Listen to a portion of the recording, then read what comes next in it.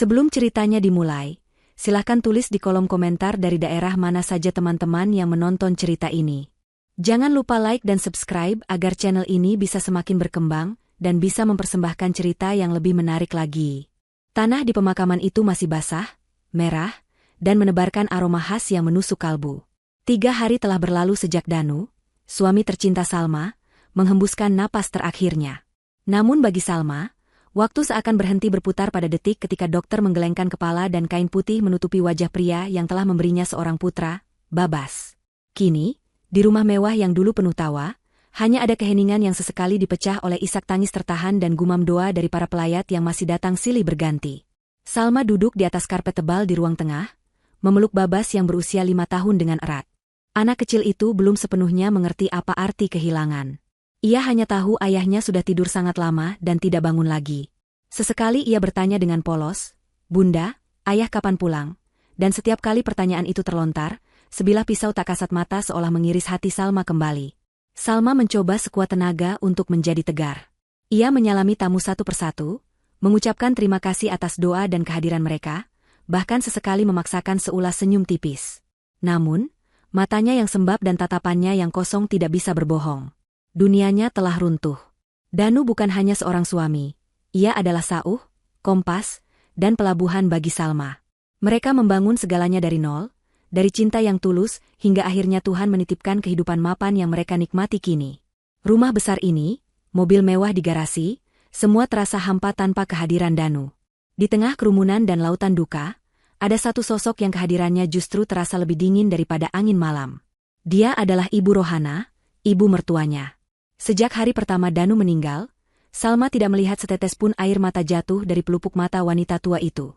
Wajahnya datar, keras seperti batu cadas. Tidak ada raut kesedihan seorang ibu yang kehilangan putra satu-satunya. Yang ada hanyalah tatapan mata yang tajam dan awas, seolah sedang menginventarisasi setiap barang berharga di dalam rumah. Pandangan Ibu Rohana menyapu dari lampu kristal yang menggantung megah di langit-langit, ke lukisan mahal di dinding, lalu ke set sofa kulit yang harganya bisa membeli sebuah rumah sederhana di kampung. Salma melihatnya dengan jelas. Tatapan itu bukan tatapan duka, melainkan tatapan penuh hasrat kepemilikan. Puncaknya adalah ketika Salma tidak sengaja mendengar bisikan ibu mertuanya kepada salah seorang kerabat jauh yang datang melayat. Mereka berdiri di sudut ruangan, mengira Salma tidak akan mendengar. Akhirnya Danu tenang, bisik Ibu Rohana dengan suara rendah yang tajam. Dan semua miliknya ini akan kembali ke keluarga yang berhak. Tidak akan jatuh ke tangan orang luar. Hati Salma mencelos. Orang luar?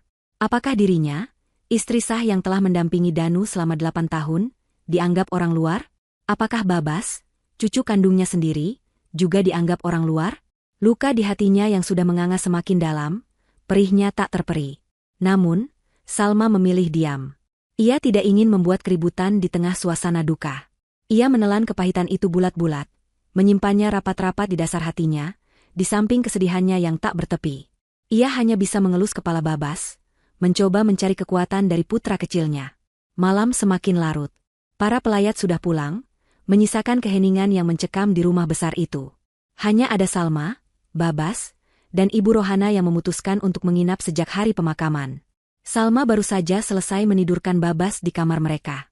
Anak itu akhirnya terlelap setelah menangis mencari ayahnya. Salma menyelimutinya dengan lembut, mengecup keningnya, lalu duduk di tepi ranjang, membiarkan air matanya akhirnya mengalir deras tanpa perlu ditahan lagi. Ia memandangi foto pernikahannya dengan Danu yang terpajang di atas nakas. Di foto itu, mereka tertawa bahagia, penuh harapan akan masa depan. Siapa sangka masa depan itu begitu singkat? Tiba-tiba, pintu kamar terbuka tanpa ada suara ketukan terlebih dahulu. Sosok Ibu Rohana berdiri di ambang pintu, wajahnya kaku dan dingin, seolah terbuat dari pualam. Tatapannya menusuk tajam ke arah Salma yang sedang menangis. Tidak ada simpati, tidak ada belas kasihan. Sudah selesai menangisnya? Tanyanya ketus. Salma buru-buru menyeka air matanya. Ada apa, Bu? Tanyanya dengan suara serak. Ibu Rohana melangkah masuk, tidak melepaskan pandangannya dari Salma. Ia seolah sedang menilai, menimbang, dan menghakimi menantunya itu dalam diam. Suasana di dalam kamar menjadi begitu tegang dan tidak nyaman. Udara terasa berat untuk dihirup. Ibu Rohana berjalan pelan mengitari kamar, jemarinya menyentuh permukaan meja rias yang terbuat dari kayu jati, melirik lemari pakaian yang besar, seolah sedang memastikan semua masih pada tempatnya. Akhirnya, ia berhenti dan menatap lurus ke arah Salma. "Arini," panggilnya dengan nada yang datar namun penuh penekanan. "Ada yang perlu kita bicarakan besok. Ini menyangkut posisimu di rumah ini." Kalimat itu terdengar seperti sebuah ancaman, sebuah ultimatum yang dingin dan kejam. Posisi? Sejak kapan posisinya sebagai istri pemilik rumah dipertanyakan? Hati Salma berdebar kencang, firasat buruk mulai merayapinya. Ia tahu, badai yang sesungguhnya baru akan dimulai. Duka atas kepergian suaminya bahkan belum reda, tetapi awan kelabu yang lain sudah berkumpul di atas kepalanya, siap menumpahkan hujan yang lebih deras dan badai yang lebih menghancurkan. Pagi datang membawa serta mendung yang menggelayut di langit Jakarta, seolah alam pun turut merasakan firasat buruk yang menyelimuti hati Salma. Semalaman ia tidak bisa tidur. Kata-kata Ibu Rohana terus terngiang di telinganya, "Ini menyangkut posisimu di rumah ini." Salma mencoba berpikir positif, mungkin ibu mertuanya hanya ingin membahas tentang masa depan mereka, tentang bagaimana mereka akan melanjutkan hidup tanpa Danu. Namun, sorot mata dingin dan nada bicara yang kejam itu membuyarkan semua pikiran positifnya. Ia bangun lebih pagi, menyiapkan sarapan sederhana, berharap bisa memulai hari dengan suasana yang lebih baik.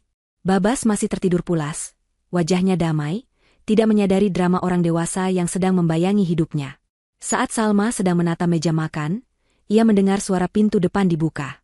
Ia mengira mungkin ada kerabat yang datang pagi-pagi. Namun, ketika ia melangkah keluar dari ruang makan menuju ruang tamu, pemandangan yang tersaji di hadapannya membuatnya terpaku. Jantungnya seolah berhenti berdetak. Di teras depan, di bawah langit yang kelabu, tergeletak 2 buah koper besar miliknya, sebuah tas ransel berisi perlengkapan Babas, dan beberapa kardus berisi mainan putranya. Barang-barang itu adalah miliknya, barang-barang pribadi mereka, yang semalam masih tersimpan rapi di dalam kamar. Kini, semuanya teronggok di luar, di atas lantai teras yang dingin dan sedikit basah oleh embun pagi, seperti tumpukan sampah yang siap dibuang. Dan di sana, di ambang pintu yang terbuka lebar, berdirilah Ibu Rohana. Wanita tua itu melipat kedua tangannya di depan dada, dagunya terangkat tinggi, memancarkan aura arogansi dan kekuasaan mutlak. Wajahnya tanpa ekspresi, namun matanya menyeratkan kemenangan yang keji. Salma melangkah mendekat, tubuhnya sedikit gemetar, antara tidak percaya, marah, dan bingung. "Ibu, ini apa?" tanya Salma dengan suara bergetar. Ibu Rohana mendengus pelan, sebuah suara yang penuh dengan penghinaan. "Apa kau buta? Itu barang-barangmu. Aku sudah berbaik hati mengemaskannya untukmu, jadi kau tidak perlu repot-repot lagi." Lidah Salma terasa keluh. Kata-kata itu begitu menusuk, begitu kejam. "Mengemaskan? Untuk apa? Kami mau pergi kemana?" tanyanya lagi, masih mencoba mencari secercah penjelasan logis, secercah belas kasihan di wajah mertuanya. Ibu Rohana tertawa sinis, suara tawanya terdengar parau dan mengerikan. "Kau bertanya mau pergi kemana? Tentu saja pergi dari sini. Pergi sejauh-jauhnya dari rumah ini," bentaknya. Lalu, terjadilah momen yang akan selamanya terpatri dalam ingatan Salma. Momen di mana kekejaman manusia ditunjukkan dalam bentuknya yang paling murni. Ibu Rohana menatapnya lekat-lekat. Setiap kata yang keluar dari mulutnya adalah racun yang mematikan. "Pergi dari rumah ini. Ini adalah rumah anakku, Danu. Sekarang anakku sudah meninggal, kamu bukan siapa-siapaku lagi. Kamu tidak punya hak apapun di sini. Sana bawa anakmu pergi." Setelah mengucapkan kalimat biadab itu, Ibu Rohana melangkah maju dan mendorong bahu Salma dengan kasar, membuatnya terhuyung mundur hingga keluar dari pintu. "Cepat pergi. Jangan sampai aku memanggil satpam untuk menyeretmu," ancamnya lagi. Salma terdiam membatu. Pikirannya kosong. Tubuhnya terasa dingin. Suaminya baru 3 hari dimakamkan, dan kini ia dan anaknya diusir dari rumah yang menjadi saksi bisu cinta mereka. Diusir oleh ibu dari pria yang sangat ia cintai. Diusir seperti pengemis, seperti penyakit yang harus disingkirkan. Ia melihat ke dalam rumah, ke arah tangga menuju kamarnya, tempat putranya masih tertidur. Hatinya hancur berkeping-keping. "Babas, anakku masih di dalam," lirihnya. "Aku akan mengambilnya untukmu. Setelah itu, enyahlah dari hadapanku," sahut Ibu Rohana. Lalu ia berbalik masuk ke dalam dan membanting pintu dengan keras. Blam! Suara pintu yang tertutup itu seolah menjadi penanda akhir dari satu babak kehidupannya. Salma berdiri sendirian di teras, dikelilingi barang-barangnya yang terbuang. Hujan gerimis mulai turun, membasahi wajahnya, bercampur dengan air mata yang tak mampu lagi ia bendung. Beberapa saat kemudian, pintu kembali terbuka. Ibu Rohana menyeret Babas yang sudah terbangun dan tampak bingung serta ketakutan. "Bunda!" teriak Babas sambil berlari memeluk kaki Salma. Ibu Rohana melemparkan sebuah tas kecil ke arah Salma. "Itu beberapa potong bajunya. Sekarang pergi," usirnya untuk terakhir kali, sebelum kembali masuk dan mengunci pintu dari dalam. Terdengar suara grendel yang dikunci, mantap dan final. Salma memeluk Babas erat-erat, mencoba melindungi anaknya dari dinginnya udara dan dinginnya kenyataan. Ia menatap pintu kayu jati yang kokoh itu. Pintu yang dulu selalu terbuka lebar untuk menyambutnya pulang, kini tertutup rapat untuknya selamanya. Di titik terendah dalam hidupnya, ketika ia kehilangan suami, rumah, dan harga dirinya sekaligus, sesuatu yang aneh terjadi.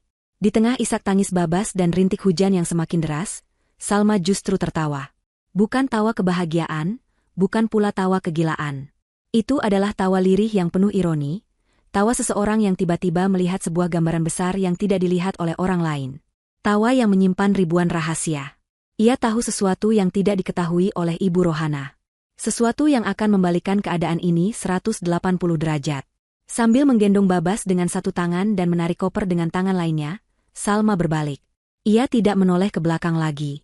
Namun, sebelum benar-benar melangkah pergi meninggalkan halaman rumah itu, ia berhenti sejenak. Pandangannya tertuju pada sebuah titik hitam kecil di sudut atap teras. Sebuah kamera CCTV yang ia dan Danu pasang untuk keamanan. Ia menatap lurus ke arah lensa kamera itu, seolah sedang menatap langsung ke masa depan. Sebuah senyum misterius, senyum yang dingin dan penuh perhitungan, tersungging di bibirnya. Kemudian, ia berbisik pelan ke udara, cukup untuk didengar oleh angin dan Tuhan. "Terima kasih, Bu. Ibu baru saja menyederhanakan segalanya." Setelah itu, ia melangkah dengan mantap menembus hujan, meninggalkan rumah itu, meninggalkan masa lalunya, dan berjalan menuju sebuah takdir yang telah ia dan suaminya persiapkan dengan sangat rapi. Babak baru dalam permainannya telah dimulai. Hujan yang turun seolah menjadi selubung yang menyembunyikan Salma dan Babas dari dunia. Di dalam taksi yang melaju membelah genangan air di jalanan Jakarta, Salma memeluk putranya lebih erat. Babas, setelah puas menangis, kini hanya terisak pelan di dekapan ibunya. Wajahnya yang mungil menempel di dada Salma, mencari kehangatan dan rasa aman yang baru saja direnggut paksa darinya. Udara di dalam mobil terasa pengap, dipenuhi aroma jok basah dan kesedihan yang tak terucap. Sopir taksi sesekali melirik dari kaca spion, menatap penumpang di belakangnya dengan sorot iba. Seorang ibu muda dengan anak kecil, membawa 2 koper besar, di tengah hujan deras tanpa payung.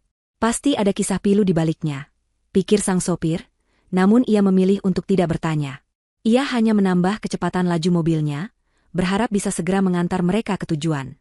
Tujuan mereka bukanlah rumah orang tua Salma di pinggir kota, bukan pula rumah sahabat terdekatnya. Salma tahu, jika ia pergi ke sana, ia hanya akan membawa beban dan kesedihan. Ia akan disambut dengan rentetan pertanyaan, tatapan kasihan, dan yang terburuk, ia mungkin akan terlihat lemah. Lemah adalah kata terakhir yang ia inginkan saat ini. Tidak. Ia tidak akan menunjukkan kelemahannya pada siapapun. "Bunda, kita mau kemana?" tanya Babas dengan suara serak. Matanya yang besar dan polos menatap Salma, mencari jawaban. "Kenapa nenek jahat? Kenapa kita tidak boleh pulang ke rumah?" Pertanyaan-pertanyaan itu, begitu sederhana namun begitu tajam, kembali mengiris hati Salma. Bagaimana ia harus menjelaskan kekejaman dan keserakahan seorang nenek pada cucunya sendiri? Bagaimana ia bisa memberitahu anak sekecil itu bahwa tempat yang ia sebut rumah kini telah menjadi sarang serigala? Salma mengelus rambut Babas dengan lembut. "Kita mau jalan-jalan sebentar, sayang," jawabnya dengan suara yang diusahakan setenang mungkin. "Kita akan tinggal di tempat yang bagus. Ada kolam renangnya, dan banyak makanan enak. Babas suka, kan?" Mata Babas yang tadinya muram kini sedikit berbinar. "Benar, Bunda, ada kolam renang?" Salma mengangguk dan memaksakan seulas senyum. "Iya, sayang. Kita akan menginap di hotel." Untuk sesaat, Babas berhasil dialihkan perhatiannya. Ia mulai membayangkan tentang hotel dan kolam renang, melupakan sejenak pintu yang tertutup dan bentakan neneknya. Hati Salma sedikit lega, namun juga pedih. Ia harus berbohong untuk melindungi kepolosan putranya. Taksi akhirnya berhenti di depan lobi sebuah hotel bintang 5 yang menjulang megah di pusat kota. Seorang petugas hotel dengan sigap membukakan pintu dan memayungi Salma serta Babas. Petugas lainnya menurunkan koper-koper mereka dari bagasi. Salma, dengan penampilan yang sedikit basah dan kusut, melangkah masuk ke dalam lobi yang mewah itu dengan kepala tegak. Beberapa tamu dan staf hotel mungkin memandangnya dengan aneh, tapi Salma tidak peduli. Ia berjalan lurus ke meja resepsionis, menggendong Babas yang menatap takjub pada lampu gantung raksasa yang berkilauan seperti berlian. "Saya mau pesan kamar suite untuk 1 minggu," ucap Salma dengan jelas dan tegas kepada resepsionis. Resepsionis itu sedikit terkejut, namun segera bersikap profesional. Tanpa banyak bertanya, ia memproses permintaan Salma. Salma mengeluarkan kartu kredit platinum dari dompetnya, kartu yang sama yang pernah Danu berikan sebagai hadiah ulang tahun pernikahan mereka. "Semua tagihan, masukkan saja ke kartu ini," katanya. Beberapa menit kemudian, mereka sudah berada di dalam lift kaca yang membawa mereka ke lantai 20. Kamar suite yang mereka masuki begitu luas dan indah. Sebuah ruang tamu kecil dengan sofa empuk, sebuah kamar tidur dengan ranjang super besar, dan jendela kaca raksasa yang menyajikan pemandangan kota Jakarta dari ketinggian. Babas langsung berlari kegirangan, melompat-lompat di atas ranjang. "Bunda, lihat. Bagus sekali. Apa ini rumah baru kita?"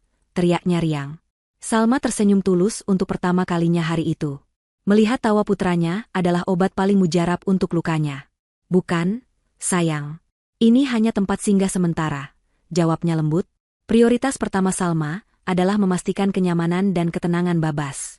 Ia memesan makanan kesukaan putranya melalui layanan kamar, menemaninya makan, lalu memandikannya dengan air hangat di bak mandi marmer yang mewah. Setelah membacakan sebuah dongeng, Babas yang kelelahan akhirnya tertidur pulas di atas ranjang empuk, memeluk boneka dinosaurus kesayangannya. Wajahnya kembali damai. Sekarang, giliran Salma. Setelah memastikan Babas benar-benar terlelap, ia berjalan ke ruang tamu. Ia tidak menyalakan televisi atau menikmati kemewahan kamar. Ia duduk di sofa, menatap gemerlap lampu kota di bawah sana yang tampak kabur oleh rintik hujan. Keheningan di dalam kamar memberinya ruang untuk berpikir. Kemarahan yang sedari tadi ia tekan kini mulai membara. Kemarahan pada Ibu Rohana, pada ketidakadilan, pada takdir yang begitu kejam. Namun, di bawah lapisan amarah itu, ada sesuatu yang lain. Sesuatu yang dingin, tajam, dan penuh perhitungan. Ini bukan lagi soal kesedihan. Ini soal perjuangan. Ini soal melindungi apa yang menjadi hak anaknya. Ini soal menunaikan janji terakhirnya pada Danu. Salma mengeluarkan sebuah ponsel khusus dari dalam tasnya. Ponsel ini berbeda dari ponsel yang biasa ia gunakan. Ini adalah ponsel satelit yang diberikan Danu, tidak bisa dilacak dan selalu memiliki sinyal. Hanya ada satu nomor yang tersimpan di dalamnya. Dengan jari yang mantap, ia menekan tombol panggil. Panggilan itu langsung tersambung. "Halo, selamat sore, Pak Hartono," sapa Salma. Suaranya terdengar tenang dan terkendali. Di seberang telepon, terdengar suara seorang pria parubaya yang berat dan berwibawa. "Selamat sore, Bu Salma. Saya turut berduka cita yang sedalam-dalamnya atas kepergian Pak Danu. Saya sudah menunggu telepon dari Ibu." Pak Hartono adalah pengacara kepercayaan keluarga, lebih tepatnya, kepercayaan Danu. Ia adalah satu-satunya orang selain Salma yang mengetahui seluruh seluk-beluk rencana yang telah disiapkan Danu. "Terima kasih, Pak," jawab Salma. Ia menarik napas dalam-dalam sejenak. "Sesuai dengan yang kita perkirakan, kejadiannya persis seperti skenario terburuk yang pernah kita bahas." "Beliau diusir?" tanya Pak Hartono langsung ke inti masalah. Nadanya terdengar prihatin namun tidak terkejut. "Ya, pagi ini, saya dan Babas diusir dari rumah. Ibu mertua saya mengatakan saya bukan siapa-siapa lagi dan tidak punya hak atas apapun," jelas Salma, mengulang kembali kalimat menyakitkan itu, namun kali ini tanpa getar emosi. Baginya, itu hanyalah sebuah laporan fakta. Pak Hartono terdiam sejenak, lalu terdengar helaan napas berat. Wanita itu benar-benar tidak punya hati. "Baiklah, Bu. Kalau begitu, sesuai instruksi almarhum suami Ibu, sudah saatnya kita jalankan rencana B." Mendengar frasa, rencana B, Salma merasakan secercah kekuatan menjalari tubuhnya. Ini dia. Momen yang telah ia persiapkan dalam benaknya. "Benar, Pak. Tolong segera diurus," perintah Salma. "Baik, Bu Salma," jawab Pak Hartono sigap. "Semua dokumen sudah siap. Surat pemberitahuan resmi tentang status kepemilikan rumah dinas atas nama perusahaan, beserta surat peringatan pertama untuk pengosongan aset akan segera kami kirimkan besok pagi ke alamat tersebut. Tembusannya juga akan kami kirimkan ke seluruh dewan direksi, agar tidak ada celah untuk negosiasi. Perusahaan pasti akan bertindak cepat untuk mengamankan aset mereka." "Bagus," kata Salma. "Lalu bagaimana dengan aset yang lain, Pak? Tabungan dan tanah?" "Semuanya aman, Bu, sesuai wasiat Pak Danu, seluruh aset likuid sudah dipindahkan ke rekening perwalian atas nama Babas, di mana ibu adalah wali tunggalnya hingga ia berusia 17 tahun. Rekening itu diproteksi berlapis dan tidak bisa diakses oleh siapapun tanpa persetujuan ibu. Sertifikat tanah yang 1.000 hektar juga sudah berada di brankas bank atas nama yang sama. Tidak ada 1 sen pun atau 1 meter pun tanah yang bisa diganggu-gugat oleh Ibu Rohana atau kerabat lainnya. Penjelasan dari Pak Hartono bagaikan air sejuk di tengah gurun. Semuanya berjalan sesuai rencana. Danu, suaminya yang luar biasa, benar-benar telah memikirkan segalanya. Terima kasih banyak, Pak Hartono. Tolong kabari saya setiap perkembangannya. Pasti, Bu Salma. Ibu tenang saja. Fokus saja pada Babas. Biar kami yang mengurus badai ini. Panggilan pun berakhir. Salma meletakkan ponsel itu di meja. Ia kembali menatap keluar jendela. Hujan sudah sedikit reda. Ia tidak lagi merasa sebagai korban. Ia adalah seorang ratu yang sedang mempersiapkan langkah untuk melindungi kerajaannya. Ibu Rohana mengira ia telah memenangkan pertempuran dengan mengusir seorang janda lemah. Ia tidak tahu, ia baru saja membangunkan seekor singa betina yang selama ini tertidur. Dan Salma, dengan semua amunisi yang telah disiapkan oleh mendiang suaminya, siap untuk berperang. Malam di kamar hotel terasa panjang dan sunyi. Babas tertidur dengan napas yang teratur, damai di alam mimpinya. Salma duduk di sofa dekat jendela, secangkir teh hangat yang mulai mendingin menemaninya. Pikirannya melayang, kembali ke masa lalu, tepatnya ke sebuah malam sekitar setahun yang lalu. Malam itu adalah titik balik. Malam di mana ia menyadari betapa luar biasanya pria yang menjadi suaminya. Malam di mana Danu membuka semua kartu rahasianya. Kilas balik itu terasa begitu nyata, seolah baru terjadi kemarin. Mereka sedang duduk di teras belakang rumah, menikmati semilir angin malam. Danu saat itu sudah mulai sering terlihat lelah. Wajahnya sedikit pucat, dan senyumnya terkadang terlihat dipaksakan.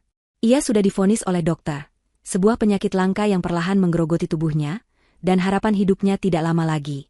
Namun, ia menyembunyikan rasa sakitnya dengan sangat baik di hadapan Salma dan Babas.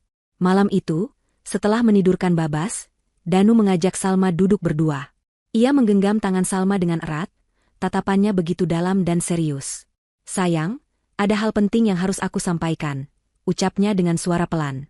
Hati Salma langsung berdebar. Ia tahu ini bukan pembicaraan biasa. Ada apa, Mas? Ini tentang masa depan. Masa depanmu dan Babas, saat nanti aku sudah tidak ada, lanjut Danu. Salma langsung menggeleng, air mata sudah menggenang di pelupuk matanya. Mas, jangan bicara seperti itu. Mas pasti sembuh. Danu tersenyum sedih, senyum yang menerima takdir. Kita harus realistis, sayang. Dan yang paling penting, kita harus siap. Aku tidak mau meninggalkanmu dan Babas dalam keadaan tidak terlindungi. Lalu, Danu mulai menjelaskan semuanya. Dengan tenang dan sistematis, ia membongkar satu persatu rahasia keuangan dan rencana yang telah ia susun. Pertama, dan ini yang paling penting, kata Danu sambil menatap Salma lekat-lekat. Rumah yang kita tinggali ini bukan milik kita. Salma terperangah. Apa maksud Mas? Kita sudah tinggal di sini selama 5 tahun. Rumah ini adalah aset perusahaan, jelas Danu. Fasilitas untuk jabatanku sebagai direksi. Dalam surat perjanjian, tertera jelas bahwa rumah ini harus dikembalikan kepada perusahaan paling lambat 14 hari kerja setelah karyawan yang bersangkutan meninggal dunia atau pensiun. Aku sengaja tidak pernah membeli rumah atas namaku sendiri, karena aku tahu sifat ibu. Nama itu disebut, dan Salma bisa merasakan kepedihan dalam suara suaminya. Ibuku, Ibu Rohana, aku sangat menyayanginya, tapi aku tidak buta. Aku tahu matanya hanya tertuju pada materi. Sejak dulu, ia selalu membanding-bandingkan kesuksesanku dengan orang lain, selalu menuntut lebih. Jika aku membeli rumah ini, saat aku tiada nanti, ia akan merasa paling berhak untuk memilikinya dan aku tidak akan heran jika ia tega mengusirmu dan Babas. Salma terdiam, mencerna setiap kata suaminya. Semua masuk akal. Sifat Ibu Rohana memang seperti itu, namun ia tidak pernah menyangka Danu sudah memikirkannya sejauh ini. Lalu kita akan tinggal di mana?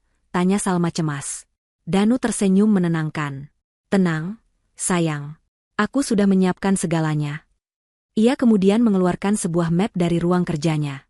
Di dalamnya, ada beberapa dokumen penting. Ini, kata Danu sambil menunjukkan sebuah dokumen dari bank. Ini adalah rekening deposito perwalian atas nama Babas. Jumlahnya 100 miliar rupiah. Mata Salma terbelalak. Ia tahu suaminya sukses, tapi ia tidak pernah membayangkan jumlahnya sebanyak itu. Uang ini adalah hasil kerja kerasku, bonus, dan investasiku selama bertahun-tahun. Aku sengaja tidak menyimpannya di rekening biasa. Rekening ini hanya bisa dicairkan setelah Babas berusia 17 tahun, dan satu-satunya orang yang bisa menjadi wali dan pengelolanya sebelum waktu itu adalah kamu, Salma. Hanya kamu. Nama ibu tidak ada di dokumen manapun. Ini untuk menjamin masa depan pendidikan Babas dan kehidupanmu. Napas Salma terasa sesak oleh campuran antara keterkejutan, haru, dan duka. Danu tidak hanya memikirkan kehidupan mereka saat ini, tapi jauh ke depan. Dan ini yang kedua, lanjut Danu sambil mengeluarkan tumpukan sertifikat tanah yang diikat rapi. Ini adalah aset terbaik kita. 1000 hektar tanah perkebunan di beberapa lokasi strategis di Jawa dan Sumatera. Semuanya sudah lunas dan bersih. Dan sama seperti deposito tadi, semua sertifikat ini sudah diatasnamakan Babas dalam sebuah akta perwalian. Kamu yang akan mengelolanya. Tanah ini nilainya akan terus naik. Jual sebagian kecil saja jika kamu butuh dana darurat untuk membeli rumah baru atau memulai usaha. Sisanya, biarkan menjadi warisan abadi untuk cucu-cucu kita kelak. Air mata Salma tak terbendung lagi. Ia menangis bukan karena jumlah uang atau luasnya tanah, tetapi karena cinta dan perlindungan yang begitu besar yang diberikan oleh suaminya. Bahkan dalam sakitnya, Danu masih memikirkan cara untuk menjadi perisai bagi keluarganya. Mas, kenapa kamu melakukan ini semua sendirian? Isaknya. Danu memeluknya erat. Karena ini adalah tugasku sebagai suami dan ayah. Aku tidak mau bebanku menjadi bebanmu juga. Aku hanya mau kamu fokus untuk bahagia dan membesarkan Babas. Setelah Salma sedikit lebih tenang, Danu kembali menatapnya dengan sorot mata yang paling serius malam itu. Ia memegang kedua bahu Salma. Sekarang, dengarkan aku baik-baik. Ini adalah bagian terpenting dari rencanaku. Aku sudah menduga, setelah aku pergi, ibu akan menunjukkan sifat aslinya. Ia akan serakah. Ia akan mengincar rumah ini karena inilah satu-satunya aset yang terlihat nyata di matanya. Ia tidak tahu tentang deposito dan tanah itu, dan jangan pernah beritahu dia. Aku mohon padamu, sayang, lanjutnya dengan suara yang hampir berbisik. Jika nanti, skenario terburuk itu terjadi. Jika ibu benar-benar tega mengusirmu dan Babas dari rumah ini. Danu berhenti sejenak, mengambil napas dalam-dalam. Jangan melawan. Jangan berdebat.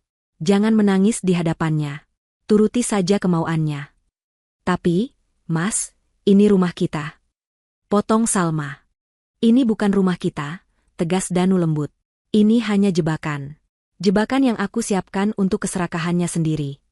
Danu lalu mengucapkan kalimat yang selamanya akan diingat Salma, kalimat yang memberinya kekuatan luar biasa saat diusir pagi tadi. Jika ibu mengusirmu, pergilah sambil tersenyum. Karena saat itu, dia tidak sedang mengusirmu. Dia sedang menggali kuburnya sendiri. Dia akan menjual rumahnya di kampung, pindah ke sini, dan merasa menang. Tapi kemenangannya hanya akan berlangsung beberapa hari, sebelum pihak perusahaan datang dan menagih kembali aset mereka. Saat itu terjadi, dia tidak akan punya apa-apa lagi. Dia tidak punya rumah untuk kembali, dan dia tidak akan punya muka untuk meminta tolong padamu. Itulah hukuman yang setimpal untuknya. Kilas balik itu berakhir. Salma kembali ke masa kini, di kamar hotel yang sunyi. Air mata kembali menetes di pipinya. Namun kali ini bukan air mata kesedihan, melainkan air mata haru dan bangga pada suaminya. Danu bukan hanya meninggalkan harta, tapi ia meninggalkan sebuah strategi, sebuah pelajaran, dan sebuah keadilan. Salma menyeka air matanya. Ia berdiri dan berjalan ke kamar tidur, menatap wajah Babas yang terlelap. Ia mengelus pipi putranya. Tenang, sayang. Ayah sudah menyiapkan segalanya untuk kita. Dan Bunda berjanji, Bunda akan menjalankan amanah ayah dengan baik. Kita akan baik-baik saja. Malam itu, Salma akhirnya bisa tidur.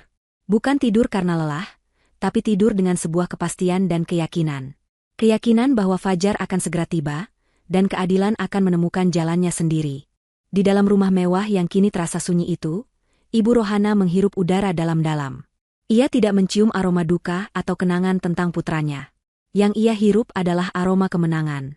Aroma kemewahan yang selama ini hanya bisa ia impikan, kini menjadi miliknya seutuhnya. Setelah pintu depan tertutup rapat dan Salma serta cucunya lenyap di telan gerimis, Ibu Rohana merasakan gelombang kepuasan yang luar biasa. Beban itu telah terangkat. Parasit itu telah disingkirkan. Kini, ia adalah satu-satunya ratu di istana ini.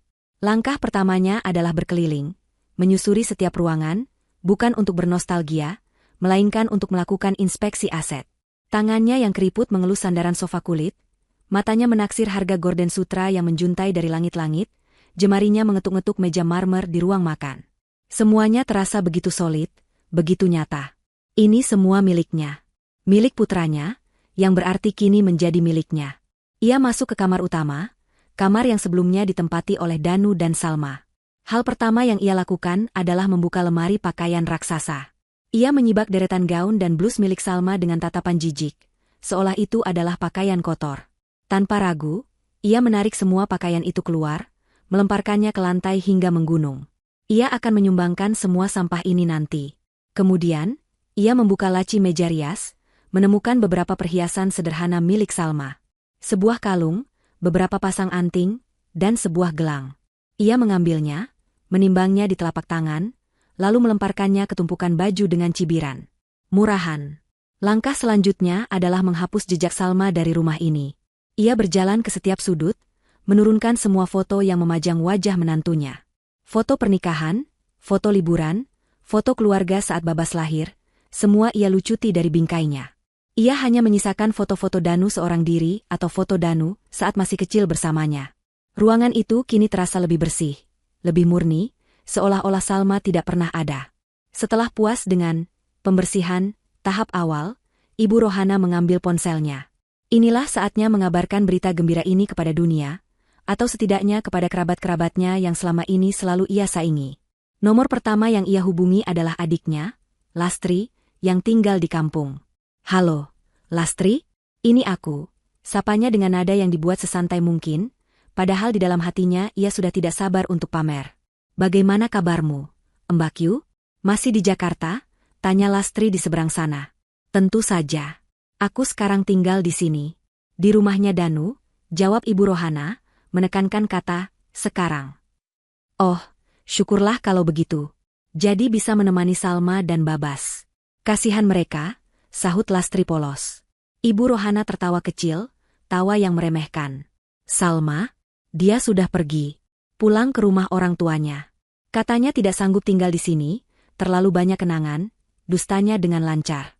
"Dia pergi begitu saja, hanya bawa beberapa helai baju. Semua peninggalan Danu ia serahkan padaku. Katanya, aku sebagai ibunya lebih berhak." Anak itu memang tahu diri. Rentetan kebohongan itu meluncur mulus dari bibirnya. Ia melukiskan citra Salma sebagai menantu yang lemah dan tidak bertanggung jawab, sementara dirinya adalah ibu yang tegar dan dipercaya untuk mengelola harta peninggalan putranya. Telepon itu berlanjut dengan bualan-bualan lain tentang betapa luasnya rumah ini, betapa mahalnya perabotannya, dan betapa nyamannya hidupnya sekarang. Setelah menutup telepon dari Lastri, ia menghubungi beberapa sepupu dan teman-teman arisannya. Ceritanya sama, dengan bumbu yang terkadang ia tambah atau kurangi sesuai dengan siapa ia bicara. Intinya satu, ia adalah pewaris tunggal dari semua kesuksesan Danu. Ia adalah pemenangnya. Kepuasan hatinya memuncak ketika ia melakukan panggilan telepon yang paling penting hari itu. Panggilan kepada seorang makelar tanah di kampungnya. "Pak Bejo, ini saya, Bu Rohana," katanya tanpa basa-basi. "Rumah saya yang di ujung gang itu, tolong segera dijual. Berapapun harganya, yang penting cepat laku. Tidak perlu ditawar-tawar lagi. Saya sudah tidak akan kembali ke sana. Saya sudah punya tempat tinggal yang jauh lebih baik di Jakarta." Keputusan itu terasa begitu tepat dan membebaskan. Dengan menjual rumah tuanya yang sempit dan reot, ia seolah memutus jembatan terakhir yang menghubungkannya dengan kehidupan lamanya yang sederhana. Tidak ada jalan untuk kembali. Hanya ada jalan maju, menuju masa depan yang gemerlap. Hari-hari berikutnya dihabiskan Ibu Rohana dalam euforia. Ia belajar menggunakan bathtub mewah dengan busa melimpah, mencoba semua peralatan dapur canggih yang bahkan ia tidak tahu namanya, dan menghabiskan waktu berjam-jam menonton sinetron di televisi layar lebar di ruang keluarga. Ia merasa seperti seorang ratu yang akhirnya naik tahta. Suatu siang, saat ia sedang bersantai di tepi kolam renang sambil menikmati teh dan pisang goreng yang dibuat oleh asisten rumah tangga, seorang kurir datang mengantarkan sebuah surat. Surat itu terbungkus amplop coklat tebal, dengan logo perusahaan tempat Danu bekerja tercetak jelas di sudut kiri atas. Ibu Rohana menerimanya dengan kening berkerut. "Dari kantor Danu," gumamnya. Ia membolak-balik amplop itu. Mungkin ini surat ucapan belasungkawa resmi, atau mungkin sisa gaji Danu yang belum dibayarkan. Ia merasa tidak ada yang penting. Dengan sikap angkuh, ia meletakkan surat itu di atas meja kecil di samping kursi santainya, di bawah tumpukan majalah bekas. Ia terlalu sibuk menikmati surga dunianya untuk diganggu oleh urusan administrasi yang membosankan. Toh, semua yang ada di sini sudah menjadi miliknya. Apalagi yang bisa diambil oleh perusahaan? Pikirnya picik. Ia bahkan tidak membuka segel amplopnya. Kesombongan telah membutakan akal sehatnya. Ia tidak tahu bahwa surat yang ia abaikan itu adalah lonceng kematian bagi semua mimpi indahnya. Itu adalah bom waktu yang detiknya sudah mulai berdetak.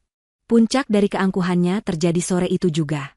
Setelah seharian memanjakan diri, ia mengenakan salah satu daster satin terbaiknya, merapikan rambutnya, dan mengambil ponselnya. Ia berjalan ke tepi kolam renang, dengan latar belakang rumah megah dan taman yang terawat. Ia mengatur sudut kamera, memasang senyum paling puas yang bisa ia tampilkan, lalu mengambil beberapa foto selfie. Ia memilih foto terbaik, di mana ia terlihat paling berkuasa dan bahagia. Tanpa ragu, ia mengunggah foto itu ke akun media sosialnya, sebuah akun yang jarang ia gunakan namun diikuti oleh semua kerabat dan kenalannya. Di bawah foto itu, ia menulis sebuah keterangan singkat yang menusuk. Menikmati hasil kerja keras anakku. Surga dunia. Setelah menekan tombol kirim, ia meletakkan ponselnya dan kembali menyeruput tehnya. Ia merasa berada di puncak dunia, tidak menyadari bahwa ia sebenarnya sedang berdiri di tepi jurang yang sangat dalam. Sementara Ibu Rohana tenggelam dalam euforia kemenangan palsunya, Salma bergerak dalam keheningan yang efisien dan mematikan. 3 hari pertama di hotel, ia manfaatkan untuk menenangkan Babas dan menyusun kembali kepingan hatinya. Setelah itu, ia tidak membuang waktu. Dengan bantuan Pak Hartono, ia memulai babak baru hidupnya, bukan sebagai korban yang meratapi nasib, melainkan sebagai seorang perencana yang membangun kembali kerajaannya di atas fondasi yang kokoh. Prioritas utamanya adalah sebuah rumah. Bukan sekadar tempat berteduh, tetapi sebuah benteng, sebuah suaka di mana ia dan Babas bisa merasa aman dan memulai lagi. Pak Hartono merekomendasikan beberapa properti, dan Salma memilih untuk tidak menunda-nunda. Ia mengunjungi 3 lokasi dalam 1 hari. Pilihan terakhirnya jatuh pada sebuah rumah di sebuah komplek perumahan elit yang sangat privat. Komplek itu dijaga ketat selama 24 jam, dengan sistem 1 gerbang masuk yang tidak bisa dimasuki sembarang orang. Rumahnya sendiri tidak semegah istana peninggalan Danu. Rumah itu 2 lantai, dengan gaya modern minimalis yang hangat. Dikelilingi taman hijau yang terawat, dan memiliki sebuah kolam renang kecil di halaman belakang. Tidak ada kesan pamer atau berlebihan. Semuanya terasa pas, elegan, dan yang terpenting, nyaman. Rumah itu memancarkan aura rumah, bukan museum. Proses pembelian dilakukan dengan sangat cepat. Salma menggunakan sebagian kecil dari dana darurat yang memang telah disiapkan Danu, yang terpisah dari deposito utama. Dalam waktu kurang dari seminggu sejak ia diusir, akta jual beli sudah ditandatangani. Ia adalah pemilik sah dari istana barunya. Ia tidak ingin terburu-buru pindah. Ia menyewa desainer interior untuk menata rumah itu sesuai dengan seleranya dan, yang terpenting, selera Babas. Ia meminta kamar Babas diubah menjadi dunia petualangan dinosaurus. Lengkap dengan mural T-Rex di dinding, tempat tidur berbentuk jeep, dan rak-rak yang dipenuhi berbagai macam mainan dinosaurus. Ia ingin memastikan bahwa putranya tidak merasakan kehilangan apapun, bahkan mendapatkan yang lebih baik. Saat rumah sedang ditata, Salma fokus pada kebutuhan Babas yang lain. Ia mendaftarkan putranya di sebuah sekolah internasional terbaik di dekat komplek perumahan mereka. Sekolah itu tidak hanya unggul secara akademis, tetapi juga memiliki psikolog anak yang bisa membantu Babas mengatasi trauma kehilangannya secara profesional. Salma ingin memberikan fondasi terbaik bagi masa depan putranya, persis seperti yang diinginkan oleh Danu. Di tengah kesibukannya, Salma juga menyempatkan diri untuk bertemu dengan tim penasihat keuangan yang direkomendasikan oleh Pak Hartono. Di sebuah ruang rapat di gedung perkantoran yang megah, di hadapan grafik dan tumpukan dokumen, Salma mendengarkan dengan saksama. Para profesional itu menjelaskan secara rinci tentang portofolio investasi yang ditinggalkan Danu. Deposito raksasa, ribuan hektar tanah produktif, saham di beberapa perusahaan rintisan yang potensial, dan beberapa aset lainnya yang bahkan tidak pernah Salma ketahui. Skalanya begitu besar, begitu luar biasa. Ia bisa saja memilih untuk hidup berfoya-foya seumur hidupnya tanpa perlu bekerja. Namun, bukan itu yang ada di benaknya. Ia melihat warisan itu bukan sebagai tiket untuk kemalasan, melainkan sebagai sebuah amanah. Sebuah tanggung jawab besar. Saya tidak ingin hanya mengandalkan ini, kata Salma kepada tim penasihatnya, mengejutkan mereka. Saya ingin belajar. Saya ingin mengerti cara kerja investasi ini. Saya ingin ikut andil dalam mengelolanya, bukan hanya menerima laporan bulanan. Suami saya bekerja keras untuk ini semua, dan saya ingin memastikan warisannya tumbuh dan berkembang untuk masa depan anak saya. Para penasihat keuangan itu saling berpandangan, tersenyum kagum. Di hadapan mereka bukan sekadar janda kaya, melainkan seorang wanita cerdas yang siap mengambil alih kemudi. 2 minggu berlalu sejak pengusiran itu. Rumah baru mereka telah siap. Hari itu, Salma dan Babas akhirnya pindah dari hotel. Ketika Babas pertama kali masuk ke kamar barunya, matanya berbinar-binar. Ia berteriak kegirangan melihat dinosaurus raksasa di dinding, dan langsung melompat ke tempat tidur jeepnya. Bunda, ini kamarku? Keren sekali. Salma berlutut memeluk putranya. Suka, sayang? Babas mengangguk dengan antusias. Suka sekali. Ini lebih bagus dari rumah lama. Terima kasih, Bunda. Hati Salma menghangat. Kalimat, lebih bagus dari rumah lama, dari mulut polos putranya adalah validasi terbaik yang ia butuhkan. Ia tahu ia telah membuat keputusan yang benar. Malam itu, untuk pertama kalinya setelah kepergian Danu, Salma merasa benar-benar damai. Ia dan Babas berenang bersama di kolam renang pribadi mereka, lalu makan malam di teras belakang sambil menatap bintang. Tidak ada lagi bayang-bayang kesedihan atau kemarahan. Yang ada hanya harapan dan cinta antara seorang ibu dan anaknya. Ia telah berhasil menciptakan kembali dunia mereka, dunia yang aman dan bahagia. Saat sedang membereskan piring setelah makan malam, ponselnya yang biasa ia gunakan berdering. Nomor tidak dikenal. Biasanya Salma akan mengabaikannya, tetapi entah kenapa kali ini ia merasa harus mengangkatnya. Ia menekan tombol jawab. Halo? Hening sejenak, lalu terdengar suara yang sangat ia kenal, namun kali ini nadanya berbeda. Bukan lagi nada angkuh dan memerintah, melainkan nada panik yang nyaris histeris. Salma, kamu harus kembali ke sini. Ada orang dari kantor Danu datang. Itu adalah suara Ibu Rohana. Suara yang dulu telah mencampakkannya, kini terdengar memohon. Salma terdiam sejenak. Di benaknya, ia bisa membayangkan dengan jelas pemandangan di rumah itu. Wajah sombong ibu mertuanya yang kini pasti pucat pasi. Kepanikan yang melandanya. Ia merasakan sedikit kepuasan, namun perasaan itu segera lenyap, digantikan oleh ketenangan yang dingin. Permainan telah mencapai babak berikutnya. Dengan suara yang datar dan tanpa emosi, Salma hanya menjawab singkat. Oh ya? Ada apa, Bu? Sebelum Ibu Rohana sempat meracau lebih lanjut, sebelum ia sempat mengeluarkan sumpah serapah atau permohonan, Salma menekan tombol merah di layar ponselnya. Ia memutus panggilan itu. Ia meletakkan ponselnya di atas meja, lalu kembali melanjutkan aktivitasnya mencuci piring, seolah-olah tidak ada hal penting yang baru saja terjadi. Badai itu bukan lagi urusannya. Ia sudah berada di tempat yang aman, di dalam istananya sendiri, sementara di luar sana, seseorang yang telah menabur angin kini harus bersiap menuai badai sendirian. Telepon yang ditutup Salma secara sepihak terasa lebih menampar daripada ribuan kata makian. Di dalam rumah mewah itu, Ibu Rohana berdiri mematung, ponsel masih menempel di telinganya, mendengarkan nada sambung yang terputus. Kekuatan yang selama ini ia rasakan, perasaan berkuasa sebagai nyonya besar, mulai retak dan runtuh. Kepanikan yang tadinya hanya setitik noda kini menyebar cepat seperti tinta di atas kertas, menggelapkan seluruh pikirannya. Ia tidak mengerti. Kenapa Salma begitu tenang? Kenapa ia tidak terdengar kaget atau takut? Sebelum ia sempat memproses kebingungannya, bel pintu berbunyi. Suaranya terdengar begitu agung dan formal, berbeda dari bel yang biasa ditekan oleh kurir paket atau tukang sayur. Dengan jantung berdebar, Ibu Rohana berjalan ke depan. Melalui interkom video, ia melihat 3 orang berdiri di depan gerbang. 2 pria dan 1 wanita, semuanya mengenakan setelan kerja formal berwarna gelap.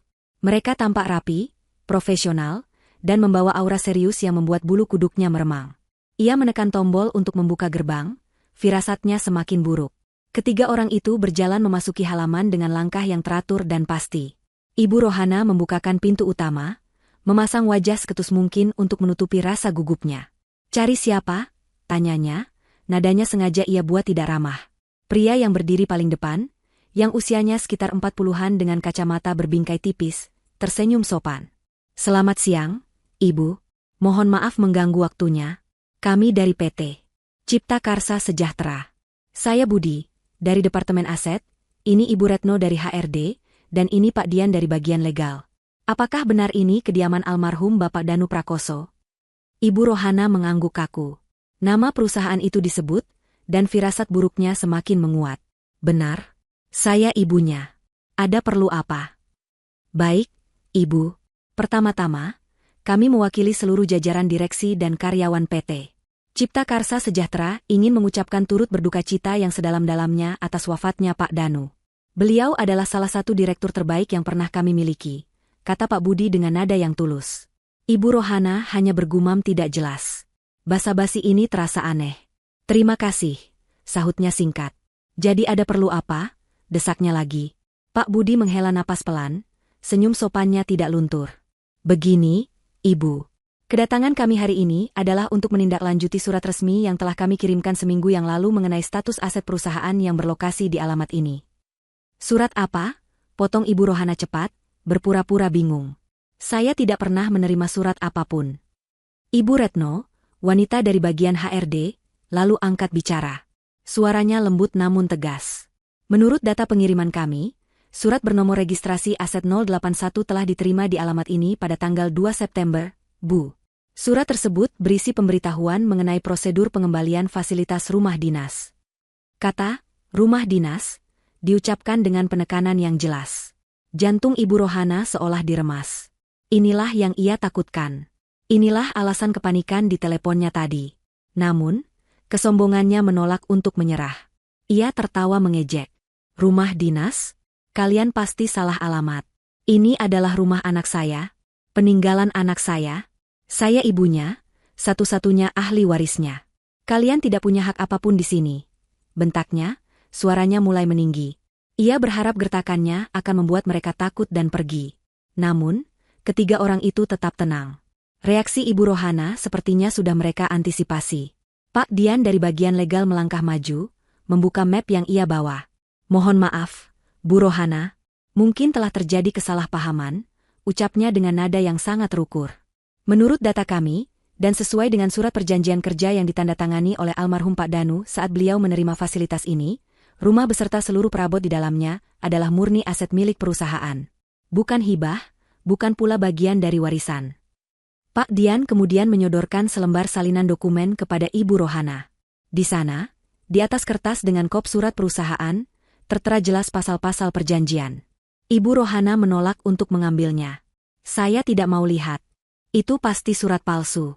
Anak saya tidak mungkin sebodoh itu. Dia membeli rumah ini dengan uangnya sendiri. Teriaknya histeris. Wajahnya memerah karena amarah dan ketakutan yang coba ia sembunyikan. Pak Budi kembali mengambil alih. Kami bisa memahami keterkejutan Ibu. Namun, ini adalah prosedur standar. Di dalam surat yang kami kirim, tertera bahwa batas waktu pengosongan rumah adalah 14 hari kerja sejak tanggal wafatnya karyawan. Mengingat surat pertama kami mungkin tidak Ibu baca, maka kedatangan kami hari ini adalah untuk menyampaikan surat peringatan kedua, sekaligus memberikan batas waktu final. Ibu Retno lalu menyerahkan sebuah amplop putih tebal kepada Ibu Rohana. Karena Ibu Rohana tidak mau menerimanya, Ibu Retno meletakkannya dengan sopan di atas meja konsol di dekat pintu. Di dalam surat itu tertera, kami memberikan waktu 7 hari dari hari ini bagi Ibu untuk mengosongkan dan menyerahkan kembali aset ini kepada perusahaan dalam keadaan baik, jelas Ibu Retno. 7 hari. Waktu seakan berhenti berputar. Telinga Ibu Rohana berdengung. 7 hari untuk pergi dari surga yang baru saja ia cicipi? Tidak mungkin. Ini tidak boleh terjadi. Pergi. Raungnya seperti singa terluka. Pergi kalian semua dari rumah anakku. Sebelum aku panggil polisi. Pak Dian dari bagian legal menatapnya dengan sorot mata yang dingin, tidak terintimidasi sama sekali. Justru sebaliknya, Bu. Jika dalam 7 hari rumah ini tidak kosong, maka dengan sangat terpaksa kami yang akan menempuh jalur hukum dan meminta bantuan aparat yang berwenang untuk melakukan pengosongan paksa. Semua biaya yang timbul dari proses tersebut juga akan dibebankan kepada pihak Ibu sebagai penghuni ilegal. Kami harap Ibu bisa bekerja sama agar kita tidak perlu sampai ke tahap itu. Penghuni ilegal. Kata itu menghantamnya seperti palu godam. Iya, Ibu Rohana, ibu dari seorang direktur hebat, disebut sebagai penghuni ilegal di rumah anaknya sendiri. Penghinaan ini, kenyataan ini, terlalu pahit untuk diterima. Ketiga perwakilan perusahaan itu membungkuk hormat. Kalau begitu kami permisi dulu, Bu. Selamat siang. Mereka berbalik dan berjalan pergi dengan tenang, meninggalkan Ibu Rohana yang berdiri gemetar di ambang pintu. Setelah mobil mereka menghilang di balik gerbang, kekuatan di kaki Ibu Rohana seolah lenyap. Ia bersandar di dinding, napasnya tersengal-sengal.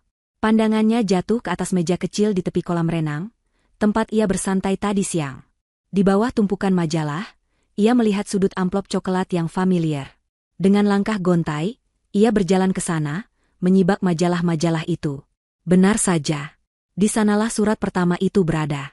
Masih tersegal. Tangannya yang gemetar merobek amplop itu dengan kasar. Isinya sama persis seperti yang dikatakan oleh orang-orang tadi. Pemberitahuan formal, pasal-pasal hukum, batas waktu. Tanggal surat itu dikirim adalah seminggu yang lalu. Ia telah membuang waktu seminggu penuh dalam kebodohan dan kesombongannya. Rumah mewah yang ia puja-puja kini terasa seperti penjara. Dindingnya seolah merapat, langit-langitnya seolah menurun, dan semua perabotan mahal itu kini menatapnya dengan tatapan mengejek. Kemenangannya ternyata hanya sebuah ilusi. Istananya ternyata hanya terbuat dari kertas. Dan kini, kertas itu mulai terbakar habis. Setelah kepergian para perwakilan perusahaan, keheningan yang menyelimuti rumah itu terasa berbeda. Bukan lagi keheningan yang damai dan agung, melainkan keheningan yang mencekam dan penuh ancaman. Setiap detik jam dinding yang berdetak di ruang tengah terdengar, seperti hitungan mundur menuju kehancurannya. Ibu Rohana tidak bisa lagi duduk diam. Fase penyangkalan telah berakhir, digantikan oleh gelombang kepanikan yang murni dan liar. Pikiran pertamanya adalah, pasti ada yang salah. Pasti ada bukti. Danu, putranya yang cerdas itu, tidak mungkin tidak meninggalkan apa-apa. Ia pasti memiliki surat bukti kepemilikan rumah ini di suatu tempat. Dengan energi yang didorong oleh keputusasaan, ia mulai membongkar seisi rumah. Ia mengobrak-abrik laci meja kerja Danu, mengeluarkan tumpukan dokumen, kontrak-kontrak proyek, laporan keuangan, namun tidak ada satupun yang bertajuk sertifikat hak milik. Ia hanya menemukan salinan dari surat perjanjian fasilitas rumah dinas yang tadi ditunjukkan oleh orang legal itu, tersimpan rapi di dalam sebuah map merah. Ia melempar map itu ke lantai dengan geram. Selanjutnya, ia membongkar lemari-lemari arsip, membuka kotak-kotak penyimpanan di gudang, bahkan memeriksa di bawah kasur, di tempat-tempat tersembunyi di mana orang mungkin menyimpan barang berharga. Hasilnya nihil. Tidak ada. Rumah ini benar-benar bukan milik mereka. Setiap sudut yang ia geledah, hanya semakin menegaskan kenyataan pahit itu. Rumah yang ia rebut dengan mengusir menantu dan cucunya ini memang hanya pinjaman. Kemewahan yang ia nikmati hanyalah fata morgana. Napasnya memburu, keringat dingin membasahi pelipisnya. Otaknya bekerja keras mencari jalan keluar. Bantuan. Ia butuh bantuan. Ia tidak bisa menghadapi ini sendirian. Dengan tangan gemetar, ia menekan nomor telepon adiknya, Lastri. Orang pertama yang ia sombongkan tentang kehidupan barunya. Halo, Lastri? Sapanya tanpa basa-basi begitu telepon tersambung. Suaranya terdengar tegang. Gawat, Lastri. Gawat.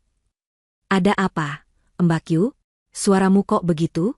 Seperti dikejar setan, sahut Lastri cemas. Lebih buruk dari itu. Ada orang dari kantornya Danu datang. Mereka bilang rumah ini milik perusahaan. Mereka menyuruhku pergi dalam waktu 7 hari. Adunya, berharap mendapatkan simpati dan mungkin sebuah solusi. Namun, reaksi Lastri di luar dugaannya. Adiknya itu terdiam lama.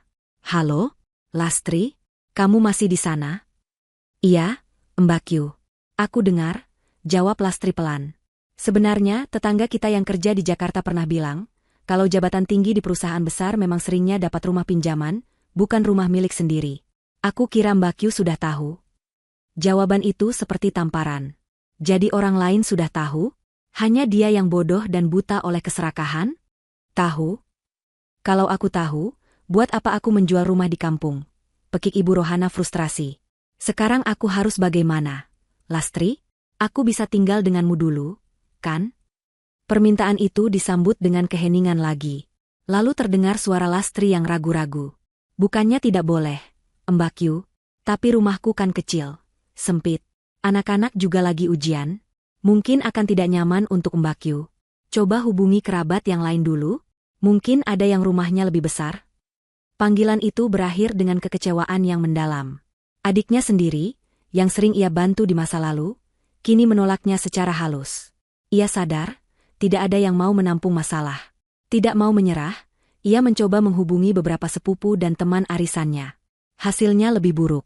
Beberapa tidak mengangkat teleponnya sama sekali. Yang lain, setelah mendengar ceritanya, tiba-tiba mengaku sedang sibuk atau ada urusan mendadak.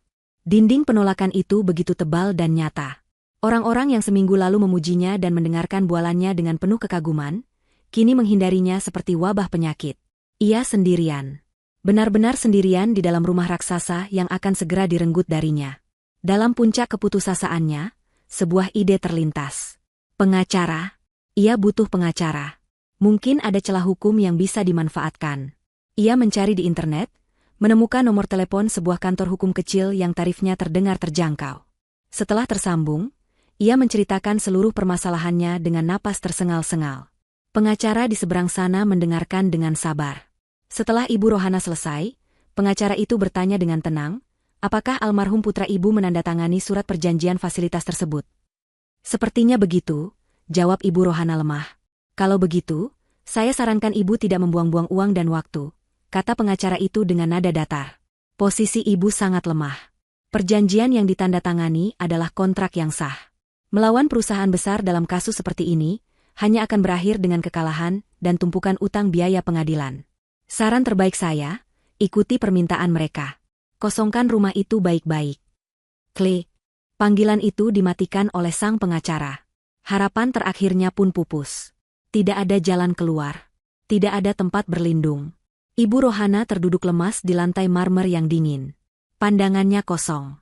Bayangan rumah kecilnya di kampung tiba-tiba muncul di benaknya.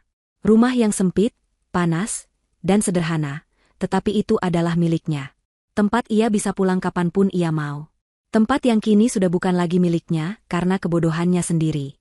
Uang hasil penjualan rumah itu pun sudah banyak ia pakai untuk membeli beberapa baju baru dan mentraktir teman-temannya. Sisanya tidak akan cukup untuk membeli rumah baru, bahkan untuk mengontrak rumah yang layak pun sulit. Ia akan menjadi gelandangan. Wanita tua tanpa rumah, tanpa keluarga yang mau menerima, tanpa uang. Harga dirinya hancur lebur. Kesombongannya remuk menjadi debu. Di tengah kehancuran total itu, di dasar jurang keputusasaan, satu nama muncul di benaknya. Satu-satunya orang yang mungkin masih bisa ia hubungi. Satu-satunya orang yang mungkin memiliki jalan keluar dari mimpi buruk ini. Salma. Menantunya, wanita yang telah ia hina, ia caci, dan ia usir dengan kejam. Memikirkan harus menelepon Salma membuat perutnya mual. Rasa malu, gengsi, dan amarah berkelindan menjadi satu. Bagaimana mungkin ia harus merendahkan diri di hadapan wanita itu? Tapi pilihan apa lagi yang ia punya? Ini adalah pertarungan antara harga diri dan kelangsungan hidup. Dan saat ini, kelangsungan hidup terasa jauh lebih mendesak. Dengan tangan yang lebih gemetar dari sebelumnya, Ibu Rohana mengambil ponselnya. Ia mencari kontak Salma di dalam daftar panggilannya. Jantungnya berdegup kencang seolah akan meledak. Dengan napas tertahan dan mata terpejam, ia menekan tombol panggil. Setiap detik nada tunggu yang ia dengar terasa seperti 1 jam penyiksaan. Ia tidak tahu harus berkata apa, harus memohon seperti apa. Yang ia tahu, panggilan ini adalah satu-satunya tali yang tersisa sebelum ia benar-benar tenggelam. Di istana barunya yang tenang, Salma baru saja selesai membacakan dongeng untuk Babas. Putranya kini tertidur lelap dengan senyum di wajahnya, memeluk boneka terek seolah itu adalah sahabat terbaiknya. Salma mengecup kening Babas, mematikan lampu tidur, dan menutup pintu kamar pelan-pelan. Saat ia berjalan menuju ruang keluarga, ponsel yang ia letakkan di meja makan kembali bergetar. Nama Ibu Rohana tertera di layar. Ini adalah panggilan ketiga dalam 10 menit terakhir. 2 panggilan sebelumnya ia abaikan, namun kini ia merasa sudah saatnya untuk menghadapi musik ini. Ia menarik napas dalam-dalam, menghembuskannya perlahan, mempersiapkan mentalnya untuk konfrontasi terakhir. Dengan jari yang mantap, ia menggeser ikon hijau di layarnya. Halo, sapanya, suaranya terdengar tenang dan netral. Di seberang sana, keheningan menyambutnya selama beberapa detik. Salma hanya bisa mendengar suara napas yang tersengal-sengal, suara orang yang sedang berada di puncak kepanikan. Akhirnya, suara Ibu Rohana terdengar, parau dan bergetar, sama sekali berbeda dari suara angkuh yang ia dengar 2 minggu lalu. Salma. Panggilnya, nama itu terdengar seperti rintihan. Salma, tolong Ibu. Salma tidak menjawab. Ia hanya diam, memberikan ruang bagi mertuanya untuk menumpahkan semua keputusasaannya. Keheningan Salma sepertinya membuat Ibu Rohana semakin panik. Salma, kamu dengar tidak? Mereka mau mengusir ibu. Orang-orang dari kantor Danu, mereka jahat, mereka mau mengambil rumah ini. Rumah anakku sendiri. Racau Ibu Rohana, nadanya mulai bercampur antara memohon dan menuduh. Ini tidak adil. Salma, ini pasti ada yang salah. Kamu harus bantu ibu. Salma berjalan ke arah jendela besar di ruang keluarganya, menatap ke arah taman yang disinari lampu temaram. Pemandangan itu begitu damai, kontras dengan kekacauan yang sedang ia dengarkan di telepon. Bantu apa, Bu? Tanya Salma akhirnya, suaranya tetap datar, tanpa sedikit pun intonasi emosi. Pertanyaan sederhana itu seolah membingungkan Ibu Rohana. Bantu? Tentu saja bantu ibu. Kamu pasti punya uang Danu, kan? Dia pasti meninggalkan banyak uang untukmu. Pakai uang itu. Bantu ibu cari tempat tinggal. Atau setidaknya beri ibu sedikit uang untuk bertahan hidup. Ini semua juga hak ibu. Aku ini ibunya. Tuntutan itu, yang dibalut dengan permohonan yang menyedihkan, akhirnya memantik sesuatu dalam diri Salma. Bukan kemarahan, melainkan kejernihan yang dingin. Ia telah menunggu saat ini. Saat untuk menyajikan cermin di hadapan ibu mertuanya. Uang? Ulang Salma dengan nada pelan namun tajam. Hak ibu?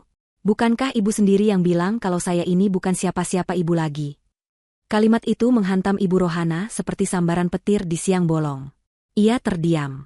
Kata-kata yang pernah ia lontarkan dengan penuh kesombongan di teras rumah itu, kini kembali menghantuinya, diucapkan kembali oleh orang yang telah ia zalimi. Salma tidak memberinya jeda untuk berpikir. Ia melanjutkan, setiap katanya adalah bilah pisau yang mengiris-iris sisa harga diri mertuanya. 2 minggu yang lalu, di bawah langit mendung, ibu mendorong saya dan anak saya keluar dari rumah itu. Ibu bilang, karena Danu sudah meninggal, saya tidak punya hak apapun. Saya hanyalah orang luar. Suara Salma masih tenang, namun ada getar kekuatan di dalamnya. Ibu bahkan tidak peduli cucu kandung ibu sendiri, harus kehujanan di jalan. Ibu mengunci pintu dan melemparkan kami keluar seolah kami adalah sampah. Kenapa sekarang seorang ibu yang terhormat seperti Anda, meminta tolong pada sampah? Istilah sampah tidak pernah diucapkan oleh Ibu Rohana. Namun Salma sengaja menggunakannya untuk menekankan betapa hinanya perlakuan yang telah ia terima. Ibu Rohana mulai terisak di seberang telepon. Bukan isak tangis penyesalan, melainkan isak tangis frustrasi seorang tiran yang kehilangan kekuasaannya. Itu beda. Saat itu aku sedang kalut. Sedang berduka, kilahnya, mencoba mencari pembenaran yang lemah. Salma tertawa kecil, tawa yang sinis dan tanpa humor. Kalut? Berduka? Saya tidak melihat duka di mata ibu saat itu. Yang saya lihat adalah keserakahan. Yang saya dengar adalah bualan ibu di telepon kepada kerabat, mengatakan kalau ibu sudah berhasil membersihkan rumah dari orang luar. Apa itu juga bagian dari duka ibu? Skakmat. Ibu Rohana tidak bisa berkata-kata lagi. Ia tidak tahu Salma mendengarnya. Semua kebohongannya terbongkar. Semua topengnya telah dilucuti.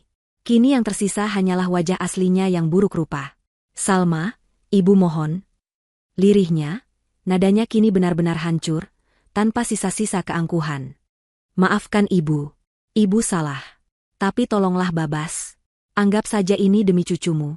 Di mana dia akan tinggal kalau neneknya jadi gelandangan? Ini adalah senjata terakhirnya. Menggunakan nama Babas, mencoba memanipulasi Salma melalui rasa kasihannya sebagai seorang ibu. Namun, Salma sudah terlalu siap. Perisainya terlalu kuat untuk ditembus oleh panah manipulasi yang tumpul itu. Babas? Jawab Salma, nadanya berubah menjadi sangat dingin, sedingin es di kutub utara. Jangan pernah sebut nama anak saya lagi dari mulut ibu. Orang yang sudah membuang cucunya sendiri ke jalan tidak punya hak untuk menyebut namanya. Anak saya baik-baik saja. Dia punya rumah baru yang nyaman, sekolah yang bagus, dan masa depan yang cerah. Jauh dari orang-orang beracun seperti ibu. Dan soal uang suami saya, lanjut Salma, memberikan pukulan pamungkas. Ya, Mas Danu memang meninggalkan warisan yang sangat banyak. Tapi di dalam wasiatnya, tidak ada 1 sen pun yang ditujukan untuk ibunya. Suami saya tahu persis sifat ibu. Karena itu, semua harta peninggalannya diwariskan 100% untuk anaknya, Babas. Untuk menjamin masa depannya. Bukan untuk orang yang keserakahannya tidak mengenal batas. Keheningan total di seberang sana. Salma bisa membayangkan Ibu Rohana yang pucat pasi, dunianya benar-benar runtuh berkeping-keping. Tidak ada rumah. Tidak ada uang. Tidak ada harapan. Sebelum Ibu Rohana sempat mengeluarkan satu kata pun, sebelum ia sempat memohon, mengumpat, atau menangis lagi, Salma mengucapkan kalimat terakhirnya. Kalimat yang akan menghantui sisa hidup ibu mertuanya. Selamat menikmati sisa hidup ibu. Anggap saja ini karma dari perbuatan ibu sendiri. Apa yang ibu tanam, itulah yang ibu tuai. Klik. Dengan satu sentuhan ringan di layar, Salma memutus sambungan telepon. Ia tidak membanting ponselnya atau berteriak meluapkan emosi. Ia hanya meletakkannya kembali di atas meja dengan tenang. Selesai. Beban terakhir di pundaknya telah terangkat. Ia tidak merasa puas atau bahagia, tetapi ia merasa lega. Merasa adil. Keadilan untuknya, untuk Babas, dan terutama, untuk Danu. Ia berjalan kembali ke kamar Babas, membukanya sedikit, dan menatap putranya yang tertidur. Di sanalah dunianya, di sanalah masa depannya, di sanalah kebahagiaan sejatinya. Badai telah berlalu, dan kini, langit di atasnya benar-benar cerah tanpa awan. 1 bulan berlalu dengan cepat. Waktu, yang terasa berhenti bagi sebagian orang, terus berjalan tanpa ampun bagi yang lain. Di sebuah sudut kota yang ramai namun terlupakan, berdiri sebuah bangunan tua bercat putih kusam dengan papan nama yang juga sudah usang. Panti Werda Kasih Bunda. Disinilah babak terakhir kehidupan Ibu Rohana dimulai. Setelah telepon terakhir yang mematikan itu, ia menghabiskan sisa 7 harinya di rumah mewah itu seperti mayat hidup. Ia tidak makan, tidak tidur, hanya duduk termangu di sofa, menatap kosong ke dinding. Saat hari pengosongan tiba, tim dari perusahaan datang bersama beberapa petugas keamanan. Mereka tidak perlu melakukan kekerasan. Ibu Rohana keluar dari rumah itu tanpa perlawanan, hanya membawa satu tas kecil berisi pakaian yang melekat di badan. Ia tidak punya tujuan. Kerabat menolaknya, uangnya habis. Selama beberapa hari ia menggelandang, tidur di emperan toko dan makan dari belas kasihan orang, sebelum akhirnya ditemukan oleh petugas dinas sosial yang membawanya ke panti jompo ini. Setiap hari di panti terasa sama. Bangun pagi, senam ringan bersama penghuni lain yang seusianya, makan bubur hambar, lalu duduk di teras menatap jalanan yang sibuk. Kemewahan yang pernah ia cicipi selama 2 minggu terasa seperti mimpi yang sangat jauh. Tidak ada lagi sofa kulit empuk, yang ada hanya kursi kayu yang keras. Tidak ada lagi batuk dengan air hangat, yang ada hanya kamar mandi bersama yang berlumut. Tidak ada lagi televisi layar lebar, yang ada hanya sebuah televisi tabung tua yang gambarnya sering bersemut. Ia dikelilingi oleh orang-orang seusianya, namun ia merasa lebih kesepian dari sebelumnya. Para penghuni panti lainnya sering berbagi cerita tentang anak dan cucu mereka yang sesekali datang menjenguk, membawakan buah tangan atau sekadar berbagi pelukan. Ibu Rohana tidak punya cerita untuk dibagikan. Anaknya telah tiada. Cucunya telah ia buang. Menantunya telah ia hancurkan hatinya. Penyesalan datang terlambat, menggerogotinya setiap malam dalam keheningan wisma. Ia sering menangis dalam diam, bukan karena merindukan kemewahan, tetapi karena merindukan hal-hal yang dulu ia anggap sepele.